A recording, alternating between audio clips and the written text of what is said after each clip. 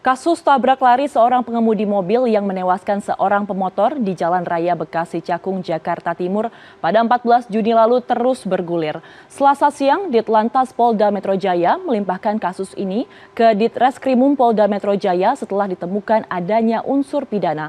Tersangka pelaku kini dijerat pasal dugaan pembunuhan berencana.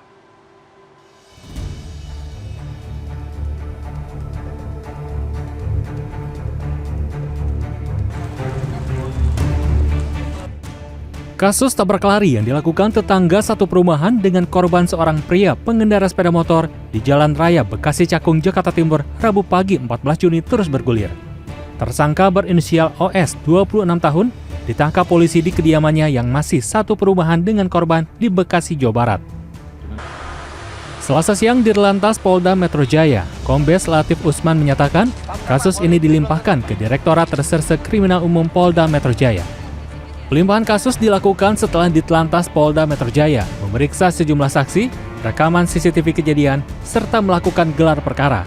Hasilnya ditemukan unsur tindak pidana yang dilakukan tersangka. Tersangka kini dijerat pasal 338 KUHP tentang pembunuhan berencana. Tetapi setelah dilakukan penyidikan, pemeriksaan saksi-saksi, mau yang saksi tersangka maupun saksi yang melihat maupun CCTV, dilakukan gelar, para penyidik ini meyakini bahwa ini adalah pasal tindak pidana, yaitu masuk ke pasal 338. Sebelumnya, pihak keluarga Moses Bagus Prabokoso menuntut keadilan atas kasus yang menimpa Moses. Pada 17 Juni, keluarga korban menilai ada unsur kesengajaan sehingga janggal jika tersangka hanya dijerat pasal 311 Undang-Undang Lalu Lintas. Kita sayangkan, kita juga cukup kaget. Menurut kita ini agak bertolak belakang dengan yang dikabarkan di awal, karena memang Pak Ibtu Darwis juga sudah bilang ini ada unsur kesengajaan.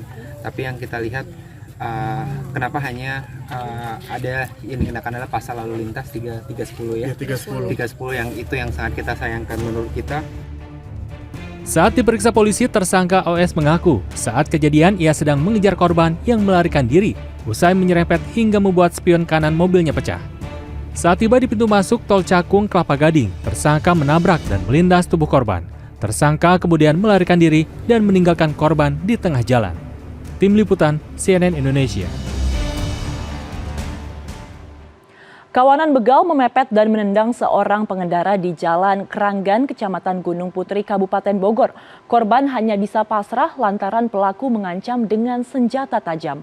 Sementara di Bandung, Jawa Barat, seorang wanita menjadi korban jambret hingga dirinya terjatuh dan terseret. CCTV merekam detik-detik aksi pembegalan di Jalan Kranggan, Kecamatan Gunung Putri, Kabupaten Bogor, Jawa Barat, Selasa dini hari. Dua orang memepet pengendara motor lalu menendangnya hingga terjatuh. Korban pun tak berdaya dan hanya pasrah meninggalkan motornya saat pelaku mengancam korban dengan senjata tajam sembari meminta menyerahkan HP. Selasa sore, korban mengaku baru saja pulang dari arah Citerep menuju Gunung Putri. Korban yang mengalami luka lecet pada bagian lutut dan siku telah melaporkan kejadian yang dialaminya ke Polsek Gunung Putri. Kawanan maling beraksi di halaman rumah kos Putri, Jalan Rosliana Anggrek, Kemanggisan, Palmerah, Jakarta Barat. Usai membuka pagar, pelaku menggasak salah satu motor metik milik penghuni kos. Selasa siang, penjaga rumah kos mengatakan pencurian terjadi saat waktu subuh.